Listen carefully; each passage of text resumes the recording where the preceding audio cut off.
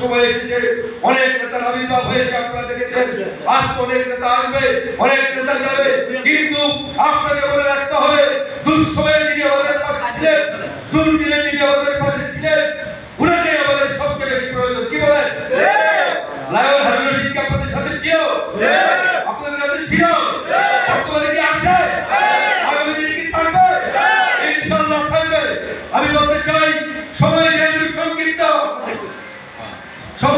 সংক্ষিপ্ত, তবু আমি একটি কথা বলে যাই আপনাদেরকে। 2018 সাল, 2008 সাল, 2014 সাল যতগুলি নির্বাচন হয়েছে, লায়ন হারুন রশিদ তাদের শীষের বড় নিয়ে এসেছে। ইনশাআল্লাহ উনি নেতা কর্মীদেরকে বলে যায় নাই, আপনাদেরকে ছেড়ে যায় নাই। দেশনেত্রী বেগম খালেদা জিয়ার আবার উনি খেয়ালত করেন নাই। উনি দেশনেত্রী বেগম খালেদা জিয়া তারেক রহমানের প্রত্যেকটি নেতা কর্মীকে বুকে আগলে রেখেছেন। তাই আমাদের প্রয়োজন দল যদি লায়ন হারুন রশিদ সাহেবকে দলের শীষের মনোনয়ন দিয়ে ফরিদকুঞ্জে পাঠায়, ইনশাআল্লাহ আপনাদের শীষের নির্বাচন করার জন্য প্রস্তুত আছেন তো?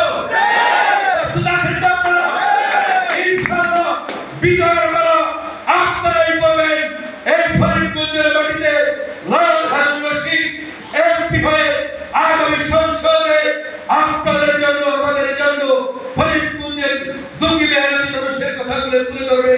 এই আশা প্রত্যাশা ব্যক্ত করে সবাইকে সালাম এবং শুভেচ্ছা জানিয়ে আমি আমার সংক্ষিপ্ত বক্তব্য এখানে শেষ করছি। আল্লাহ হাফেজ। বাংলাদেশ জিন্দাবাদ, বাংলাদেশ জাতীয়তাবাদী যুবদল জিন্দাবাদ, জিন্দাবাদ। শহীদ জিয়াউর হক, দেশনেত্রী বেগম খালেদা জিয়া জিন্দাবাদ, আনন্দের হামলা তারেক রহমান জিন্দাবাদ, ফরিদকুঞ্জের 6 লক্ষ জনতার নয়নের মণি লায়ন হারুন রশিদ জিন্দাবাদ, জিন্দাবাদ। 11 ইউনিয়ন বিএনপি যুবদল অংশগ্রহণের নেতৃবৃন্দ জিন্দাবাদ, জিন্দাবাদ। আসসালামু আলাইকুম। তারেক জিয়া অচিরে আসবে ফিরে, বীরের দেশে বাংলাদেশে। আসসালামু আলাইকুম। বন্ধুরা আমার, আপনারা দেখেন আপনাদের সামনে আমাদের প্রিয় নেতা আসতে পারে, তারপর আপনাদের সাথে ভিডিও কনফারেন্সে আপনাদের সামনে চলে এসেছে। সবাই হাত করতালির মাধ্যমে নেতাকে আমরা অভিনন্দন জানাই। এই ভারতীয় নেতা আছে